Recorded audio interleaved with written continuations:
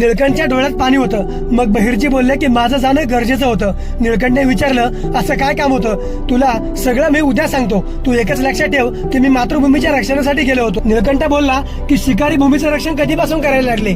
ईश्वराची भेट झाल्यापासून, बहिर्जी बोलले. परत निळकंठ कोड्यात पडला. तो म्हणाला, मला समजत नाही. मग बहिर्जी बोलले की उद्या सांगतो. तुला सुद्धा माझ्यासोबत काम करायचं आहे. मग बहिर्जी बोलले की आता पोटापाण्याचं काहीतरी होईल का? मला भूक लागली आहे. मग निळकंठ वस्तीवर एका घरात गेला आणि भाकरी घेऊन आला व त्यांचं जेवण झालं. आणि सकाळी उठल्यावर बहिर्जींनी निळकंठला राजांची स्वराज्याबद्दलची जी भावना होती ती सांगितली. व निळकंठ म्हणाला की माझं नशीब चांगलं, मी तुझ्यासोबत फिरायला लागलो आणि घरच्या व्यवसायाला लाथ मारली. आता माझं नशीब उजळणार आहे. या स्वराज्याच्या व पुण्याच्या कामात माझं मोलाचं काम असणार आहे. आता हे स्वराज्य उभं राहणार आणि त्याच्या पायाभरणीचं काम आपल्या हातानेच होणार.